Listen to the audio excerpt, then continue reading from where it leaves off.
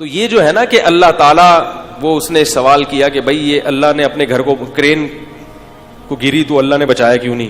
تو اس کا مطلب معاذ اللہ یہ اللہ نہیں ہے، خدا ہے مگر یہ اللہ نہیں ہے. تو میں اس سوال کا جواب دے رہا تھا جو بات لمبی ہو گئی. بعض لوگ یہ بھی کہتے ہیں، یہ بھی اشکال اٹھایا جاتا ہے کہ اللہ اگر برحق ہے تو یہ عرب میں نبی کیوں آیا؟ یعنی یہ تو عربوں کا دین ہے اسلام، یہ پوری دنیا کا دین نہیں ہے، ہم اس کو کیوں فالو کریں؟ یہ تو عرب قوم کا دین ہے. ان لوگوں سے پوچھو کہ بھائی اگر عرب کے علاوہ انگریزوں میں آتا تو عربوں کو اشکال ہوتا کہ انگریزوں میں کیوں آیا؟ کیا خیال ہے بھائی؟ نبی نے جب آنا ہے تو کسی نہ کسی قوم میں تو آئیں گے نا. وہ چائنا میں آتا تو ہمیں اشکال ہوتا کہ وہ چائنا میں کیوں آیا ہے بھائی. بعض کہتے ہیں کہ اللہ نے اگر اپنا نبی کوئی بھیجا ہے تو عربی زبان کیوں دی، اس کو عربی کیوں دی؟ تو سوال وہی پیدا ہوگا کہ اگر چائنیز زبان میں آتے تو عربوں کو اشکال ہوتا کہ چائنیز کیوں دی.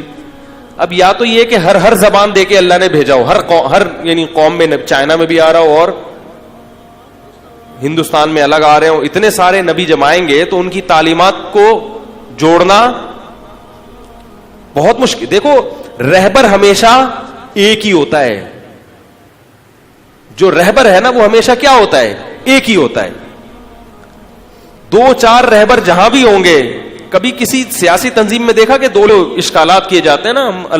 اور پھر آخری بات کر کے میں اس موضوع کو ختم کرتا ہوں کہ جب بھی کوئی ایسی بات کیا کرے نا، اشکال کر کے آپ کو لٹکا دے، تو آپ اس سے ایک سوال کیا کریں کہ اگر جس اللہ کو ہم اللہ مانتے ہیں اس کے علاوہ کوئی خدا ہے تو وہ کون ہے؟ تو پیش تو کرو نا. وہ کہ بس وہ ہے. تو سوال پیدا ہوتا ہے کہ پھر اس نے اپنا انٹروڈکشن کیوں نہیں کروایا اپنے بندوں کے سامنے؟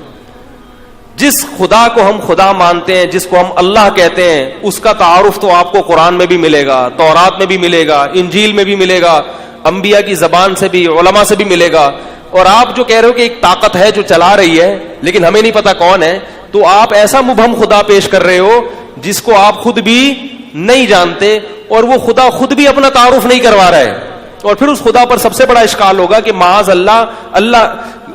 اللہ نقل کفر نباشت، کہ ایک جھوٹا خدا اپنا تعارف کروا رہا ہو اور اوریجنل خدا خاموشی سے دیکھ رہا ہو. ہے بھائی؟ یہ عجیب سی بات ہو جائے گی کہ نہیں ہو جائے گی؟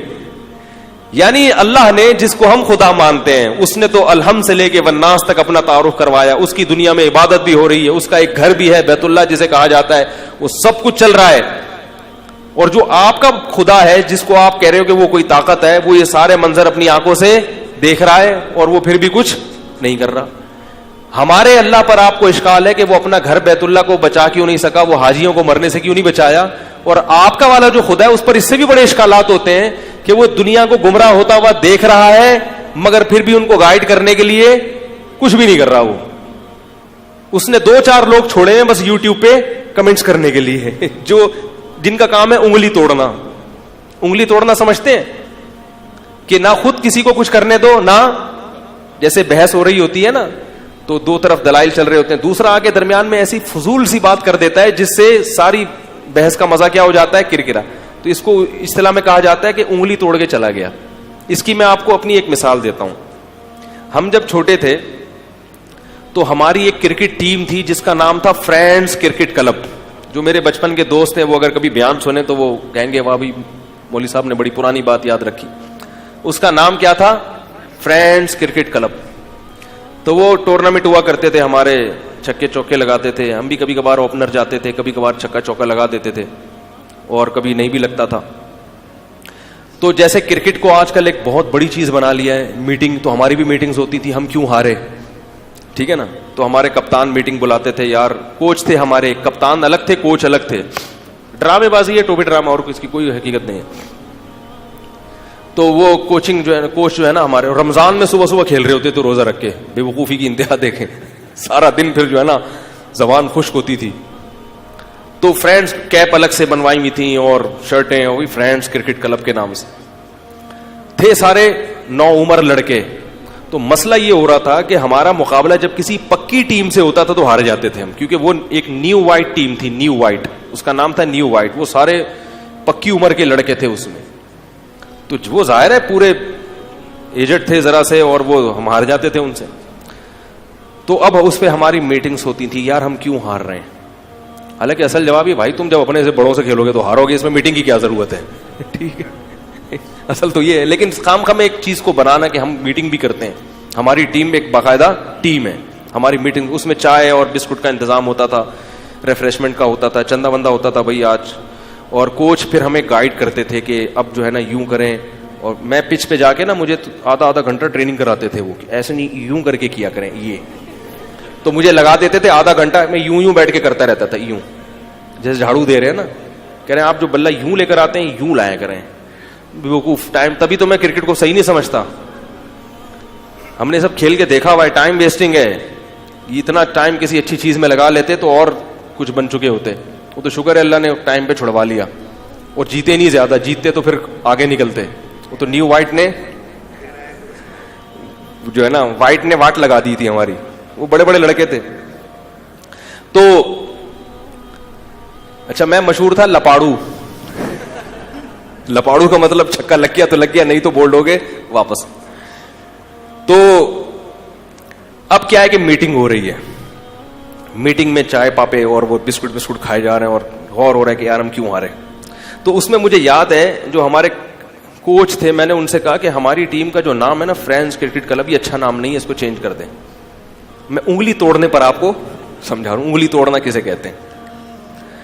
انہوں نے کہا کہ پھر کوئی اور نام بتائیں آپ کے ذہن میں. میں نے کہا ذہن میں تو کچھ بھی نہیں ہے. تو انہوں نے کہا پھر انگلی کیوں توڑ رہے ہو بھائی, خام خامے.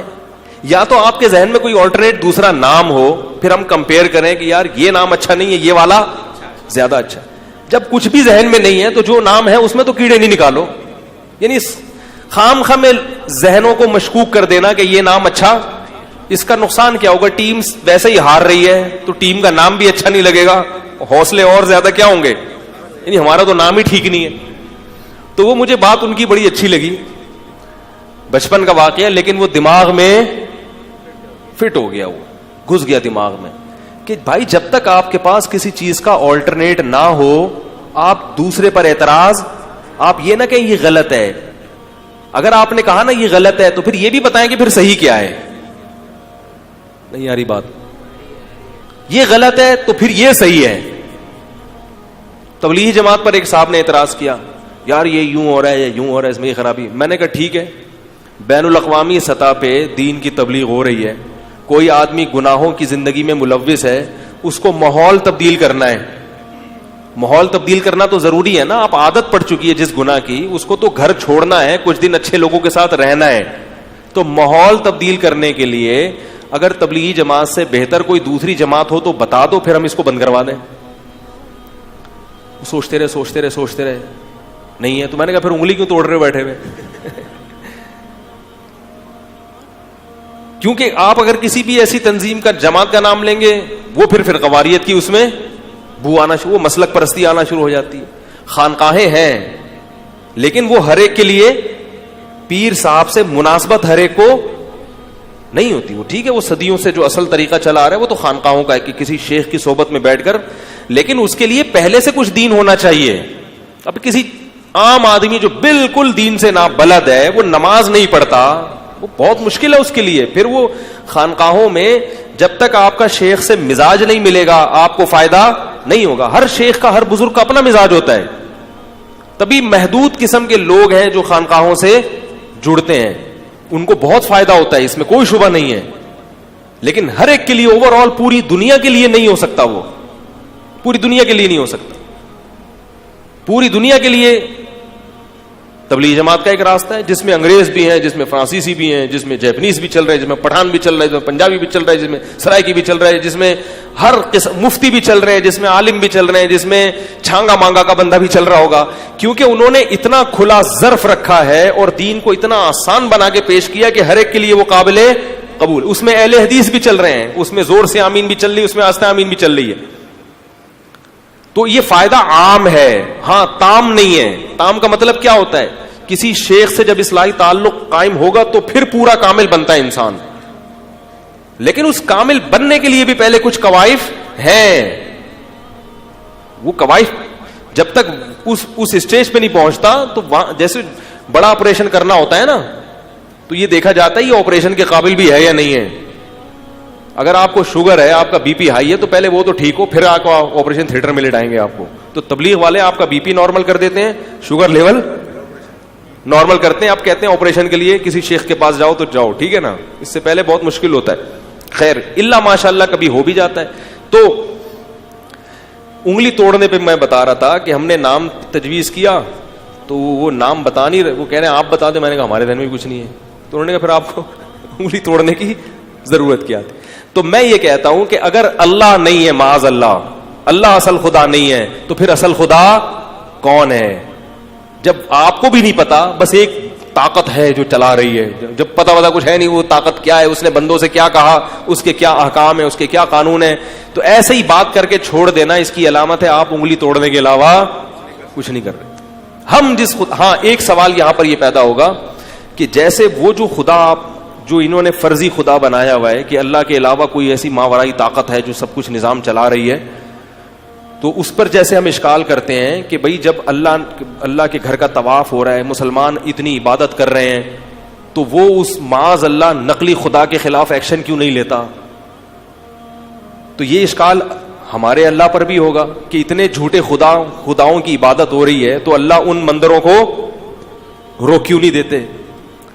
یاری بات بھائی, جیسے بیت اللہ کی عبادت, بیت اللہ میں طواف ہو رہا ہے اور اللہ کی عبادت ہو رہی ہے بیت اللہ میں, تو ایسے تو مندر بھی تو بہت سے بھرے ہوئے ہوتے ہیں, تو اللہ وہاں کیوں نہیں کرتا؟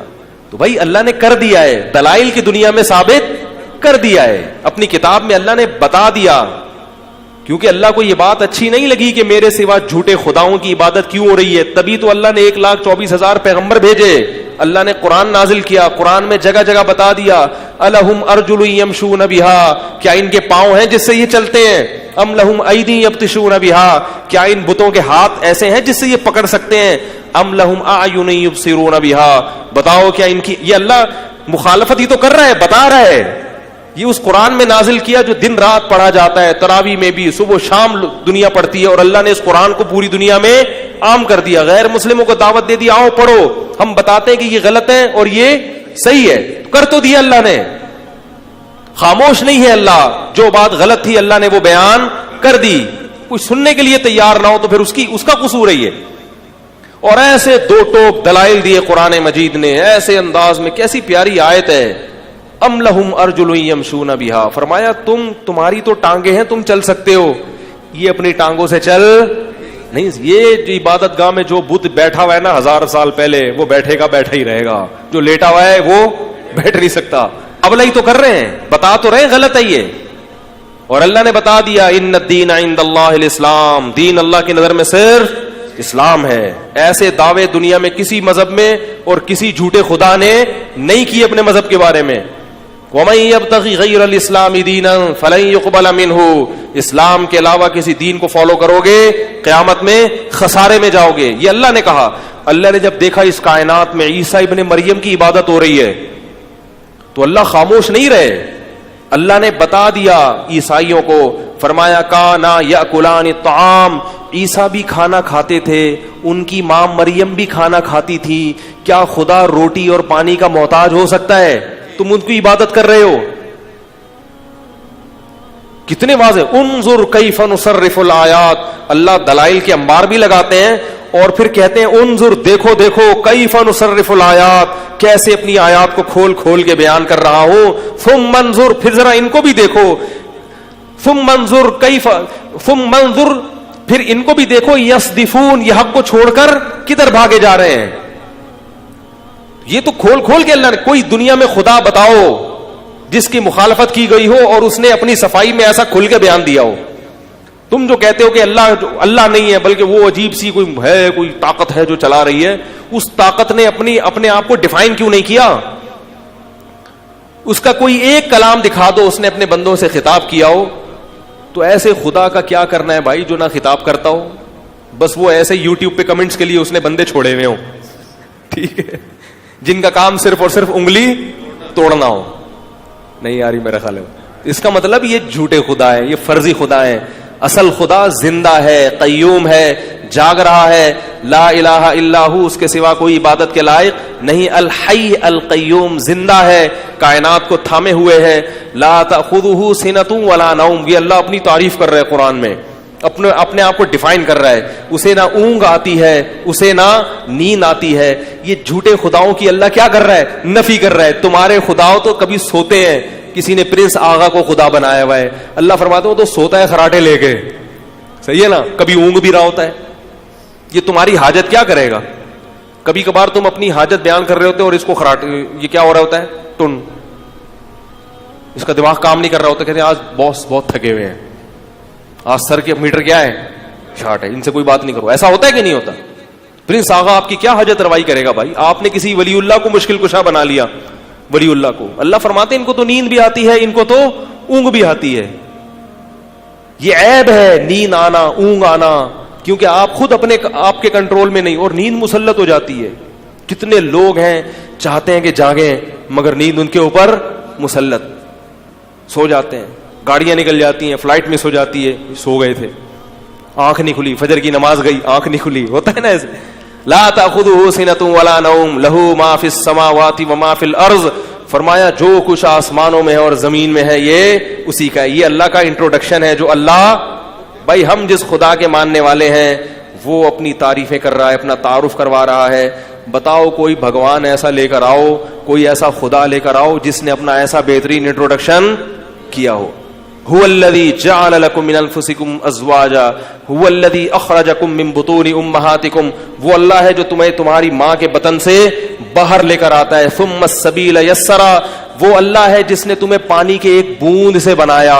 وہ اللہ ہے جس نے سمندر سے پانیوں کو آسمانوں میں اڑایا اور پھر ایک اندازے سے پانی کو برسایا. وَلَقَدْ صَرَّفْنَاهُ بَيْنَهُمْ, پھر اس پانی کو ہم نے زمین میں پھیلا دیا. ایک ایک چیز سائنٹیفک حقیقت ہے جس پر پوری پوری کتابیں لکھی جا سکتی ہیں. اللہ اپنا تعارف کروا رہے ہیں. فَلَا يَنظُرُونَ إِلَى الْإِبِلِ كَيْفَ خُلِقَتْ, اونٹ کو دیکھو, اونٹ کو کیسے بنایا ہے میں نے, اونٹ کو دیکھو کیسے بنایا ہے, صحرا کا کیسا بہترین جانور بنا دیا میں نے. اس کو دیکھو, مچھر کو دیکھو, مکھی کو دیکھو, ایک ایک چیز تمہیں گواہی دے گی کہ کوئی ہے بنانے والا, اور وہ کون ہے؟ میں ہوں. تو بھائی آپ جیسے میں فرینڈز کرکٹ کلب کا دوسرا نام نہیں پیش کر سکا, ٹھیک ہے نا, اور انگلی توڑ کے واپس نکل گیا, تو ایسے میرے بھائی آپ ایسا اللہ اگر ہمیں دکھا دو جس نے ایسا اپنا تعارف کروایا ہو, پھر اس نے احکام بھی دیے ہوں, یہ کرنے کا کام ہے, یہ نہیں کرنے کا کام. دنیا میں کوئی ایسی حکومت جس کا کوئی لا ہی نہیں ہے, اس حکومت کو کون مانے گا؟ آپ کسی علاقے میں گئے, وہاں کچھ لوگ رہتے ہیں, آپ نے کہا بھئی یہاں یہ کون سا ملک ہے؟ اس نے کہا یہ امریکہ ہے. آپ بالکل نابلد تھے. جیسے وہ ایک آدمی تھا نا, ایجنٹ لوگ پیسے لے کے بھیجتے ہیں نا, تو ایک ایجنٹ نے کسی سے پیسے لیے عمان بھیجنے کے لیے, اور اس کو سمندر میں بٹھا کے یہیں گھمایا. سمندر میں تھوڑا آگے جانے کے بعد, پتہ نہیں, ہم بھی ابھی سمندر میں گئے تھے نا پاک نیوی کی طرف سے, تو بھول گئے کہ کنارہ کدھر ہے. ہمیں کچھ نہیں پتہ چلتا سمندر میں جا کے کہ کدھر کو مڑنا ہے. تو سمندر میں گھما گھما کے گوادر پہ اتار دیا. اس وقت گوادر بالکل بنا ہوا نہیں تھا. بولا یہ عمان آ گیا ہے, یہاں تک میری ذمہ داری تھی پہنچانا, اب خود نکلو. بڑا خوش ہوا. اب پریشان, یار کدھر کو جاؤں میں. تو وہاں جا کے ایک آدمی سے پوچھتا ہے کہ یار یہ عمان کدھر کو ہے؟ کہہ رہے پتہ نہیں, میں تو خود قطر میں گھوم رہا ہوں. کہہ رہے مجھے نہیں پتا عمان کدھر ہے, میں خود کہاں گھوم رہا ہوں؟ قطر میں گھوم رہا ہوں. تو ایسے ہی کچھ لوگ عمان کے, کچھ قطر کے, اس طرح سے جمع ہو جائیں, ایک آبادی بن جائے. اب آپ کو نہیں پتا میں امریکہ میں ہوں, میں پاکستان میں ہوں, میں کہاں ہوں. کسی نے کہا یہ امریکہ ہے, یہ امریکہ ہے. اب آپ کو اس نے دعویٰ تو کر دیا, مگر آپ کہیں یار امریکہ ہے تو کیا یہاں کا لال بتی پہ رکنا ہے یا چلنا ہے بھائی؟ یا آپ اوریجنل امریکہ پہنچ گئے, حقیقی امریکہ پہنچ گئے. آپ وہاں جا کے آپ سب سے پہلے پوچھتے ہو بھائی یہاں کا ٹریفک کا قانون کیا, لیفٹ ہے یا رائٹ چلنا ہے؟ پوچھتے ہو کہ نہیں پوچھتے؟ وہ کہیں یہاں بہت مضبوط حکومت ہے, سپر پاور ہے, لیکن یہاں لیفٹ چلو یا رائٹ چلو, حکومت نے ابھی تک اس بارے میں کوئی رہنمائی, بولو بھائی. اب اس بارے میں اسمبلی میں قانون بن رہا ہے کہ ڈرائیونگ کرتے ہوئے لیفٹ پہ چلنا ہے یا آپ نے رائٹ وے پہ. حکومت خاموش ہے اس بارے میں. ہے بڑی طاقتور حکومت, سپر پاور ہے, پوری دنیا ڈرتی ہے, لیکن ابھی تک یہ ابھی تک حکومت نے یا تو ڈیسائیڈ کیا ہے لیکن اپنی جیب میں وہ پرچہ رکھا ہوا ہے, ابھی تک عوام میں اناؤنس نہیں کیا. لہذا جب تک اعلان نہیں ہوتا جہاں منہ اٹھائے چلو, یا خود فیصلہ کر لو کہ کیا کرنا ہے. اب کچھ کوئی کہہ رہے ہیں رائٹ پہ چلنا چاہیے, کوئی کہہ رہے ہیں, کچھ لوگ دلیل دے رہے ہیں بھائی رائٹ پہ اس لیے چلنا چاہیے, رائٹ تو ہوتا ہی رائٹ ہے. رائٹ کا مطلب رائٹ کا الٹ کیا ہوتا ہے, رانگ.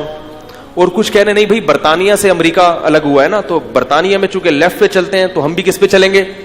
اب کچھ رائٹ پہ کچھ لیفٹ پہ ٹکرائیں گے نہیں آپس میں. کوئی ایک پاور تو ہو جو فیصلہ کرے کہ کون رائٹ ہے اور کون رانگ ہے. پھر ابھی آپ یہ مسئلہ حل نہیں کر پائے تھے تو آپ نے کہا یار یہاں لال پہ رکنا ہے یا گرین پہ رکنا ہے سگنل. تو اس نے کہا یار سگنل ہے ہی نہیں, لہذا لائٹ گرین اور ریڈ پہ رکنا ہے یا گرین سگنل پہ رکنا ہے. تو اب آپ یہ کہہ رہے ہیں کہ یار یہاں کا ہمارے ملک میں تو گرین پہ چلتے ہیں اور ریڈ پہ رک جاتے ہیں. تو آپ نے کسی سے پوچھا یار یہاں کیا قانون ہے, اس نے کہا یہاں کوئی قانون ابھی تک وجود میں آیا ہی نہیں. حکومت بہت اچھی ہے, بڑی طاقتور ہے اور پوری زمین پر اسی کی حکومت ہے, لیکن اس کا کوئی ابھی تک قانون اس نے اناؤنس ہی نہیں کیا ہے کہ, اور اسی وجہ سے احتیاطاً سگنل لگائے نہیں ہیں بھائی. ٹھیک ہے, لہذا اگر آپ ڈرائیو کر رہے ہو تو لیفٹ پہ چلو یا رائٹ پہ اور چلتے چلے جاؤ یا بریک لگا دو, آپ کی مرضی. تو بھائی اس سے تو پھر ایکسیڈنٹ ہو جائے گا, بندہ مر جائے گا. تو اگر بندہ مر جائے تو اس کا کیا قانون ہے, کیا ہوگا. کہہ رہے ہیں ابھی تک یہ پینڈنگ میں پڑا ہوا ہے کیس. مسئلہ یوں نہیں, اسمبلی ابھی غور کر رہی ہے اس پہ کہ بندہ مر گیا تو یہ جرم بھی ہے یا نہیں ہے, اور پھر اگر جرم ہے تو کس نوعیت کا. تو آپ بولو گے یار خدا کی قسم یہ حکومت یہ امریکہ نہیں ہے, اللہ کی قسم یہ آپ جھوٹ بول رہے ہو یار. ٹھیک ہے, یہ تو قطر بھی نہیں ہے, یہ تو پاکستان بھی نہیں ہے. یا تو آپ کہو گے میں خواب دیکھ رہا ہوں, آپ بولو گے یار ہم کسی جنگل میں بیٹھے ہوئے ہیں جہاں کا کوئی قانون, وہ شیر کی بادشاہت ہے یہاں پہ, یا کسی گدھے کی بادشاہت ہے, یا کسی لومڑی کی بادشاہت ہے, یہ کسی انسان کی بادشاہت, لا ہی نہیں ہے. تو ایسا خدا جس کا کوئی قانون ہی نہیں ہے, کوئی لا ہی نہیں ہے, خدا کی قسم وہ خدا نہیں ہو سکتا. اسی لیے میں کہتا ہوں کہ اسلام کا یہ پہچاننا کہ برحق ہے یا نہیں, یہ 2 منٹ کا کام ہے. اللہ نے اسلام کے مقابلے میں کسی مذہب کو پنپنے ہی نہیں دیا ہے. 2 مخالف مذہب آ کے ٹکراتے نا, اس میں بھی احکام ہوتے, اس میں بھی ہوتے, پھر ہم دیکھتے کہ یار کس کے احکام زیادہ فطرت کو اپیل کر رہے ہیں. کیا خیال ہے, ہم دیکھتے یار یہ اسلام کے احکام ہیں, یہ عیسائیت کے ہیں, یہودیت کے, یار کون سا والا مذہب صحیح ہے, بڑا مشکل. اللہ نے اسلام کے مقابلے میں کسی مذہب کو چھوڑا ہے ہی نہیں, کیونکہ وہ زندہ جاوید رب ہے.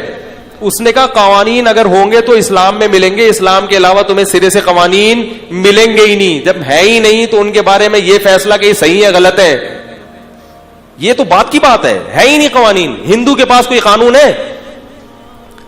ارے بھائی آپ ہندو پنڈتوں سے پوچھو کہ طلاق کا کیا قانون ہے, وہ کہے گا بھائی انڈیا کی عدالت میں جا کے دیکھو, انڈیا نے جو قانون پاس کیا اس کو کیا کرو, فالو کرو. کوئی ہے ہی نہیں ان کا قانون, طلاق کا لفظ ہی نہیں ہے. عیسائی سے پوچھو کہ وراثت کے کیا قانون ہے, ابا مر جائے تو بیٹے کو کتنی وراثت ملے گی, عیسائی بتا سکتا ہے؟ بولتے کیوں نہیں بتائیں گے.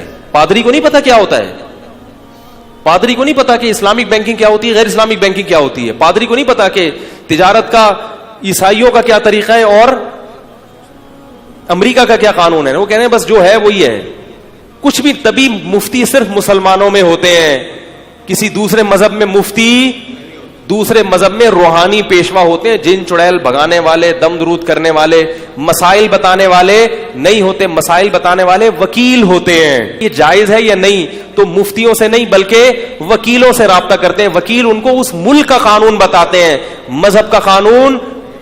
ان کے مذہب میں قانون اگر ہے تو 2-4, اس سے زیادہ نہیں ہے. 4-5 قوانین ہیں, اس سے زیادہ. عیسائیوں کے 4 قوانین ہیں, ایک ہے کہ چرچ جانا ہے, ایک ہے کہ شراب نہیں پینی, جھوٹ نہیں بولنا, بس 2-4 اس کے ختم. وہ تو ویسے ہی جھوٹ نہیں بولنا چاہیے, اگر وہ عیسائی نہیں بھی ہو تو بھی نہیں بولنا چاہیے جھوٹ. کیا خیال ہے اس کے لیے؟ اسی طرح ہندوؤں میں بھی ہے, کچھ ہے ہی نہیں. صفائی کے کیا احکام ہیں ہندوؤں کے پاس ہیں, کیا حلال ہے کیا حرام ہے, بس ایک قانون بن گیا کہ گوشت. اور 2-4 جو قوانین ہیں بھی وہ بھی فطرت کو اپیل, وہ بھی انسان کہتے ہیں یہ خدا کے بنائے ہوئے نہیں ہو سکتے. ایک قانون ہے کہ گائے تمہاری ماں ہے, یہ قانون یہ اللہ کا بنایا ہوا نہیں ہو سکتا. پہلی بات تو اللہ کیوں کہے گا کہ مجھے چھوڑ کے جو گائے میں نے بنائی ہے اس کو پوجا کرو, مجھے چھوڑ دو. ہے بھائی, صبح صبح اس کی سیوا کرو اور میری عبادت نہ کرو. مسلمان صبح صبح اٹھ کے کس کے سامنے سجدہ کرتا ہے؟ اللہ کے سامنے. گائے کو چارہ ڈالے گا, میری بکری تھی روزانہ صبح اٹھ کے چارہ ڈالتا تھا, مگر اس کے سامنے سجدہ, فجر کی نماز پہلے اللہ کے سامنے پڑھی, سجدہ کیا, سبحان ربی الاعلیٰ پڑھا, پاک ہے وہ رب, پھر جا کے بکری کی خیریت معلوم کی. کیا خیال ہے؟ کیونکہ بکری ہے بھائی, ہم اس کے سامنے نہیں جھک سکتے. تو اسی طرح دوسرے مذاہب میں بھی ہیں. تو جب کوئی ہے ہی نہیں تو پھر اسلام کو غلط قرار دینے کا مطلب ہے آپ صرف انگلی توڑ رہے ہیں. نہیں آ رہی بات میرا خیال ہے, آپ صرف انگلی توڑ کے پتلی گلی سے نکل رہے ہیں پڈا کر کے. نہ کوئی آلٹرنیٹ, اسلام کے مقابلے میں کوئی آلٹرنیٹ پیش کرو تو پھر ہم دیکھیں گے بھائی یہ کیا ہے, اچھا اس کے ماننے والے کون ہیں اور یہ مذہب کون لے کر آیا ہے. پھر ہم ان کے کردار پہ بحث کریں گے, پھر ہم ان کی تعلیمات, ہم ان کی فقہ کی کتابیں پڑھیں گے. بھائی کیا طریقہ ہے, نماز کیا ہے, وراثت کے کیا احکام ہیں, نکاح طلاق کے کیا احکام ہیں, کیا خیال ہے, عبادت کے کیا احکام ہیں, عبادت کی ٹوٹل کتنی قسمیں ہیں, کون کون سی قسم میں عبادت فرض کب ہوتی ہے, واجب کب ہوتی ہے, سنت کب ہوتی ہے, کیا خیال ہے.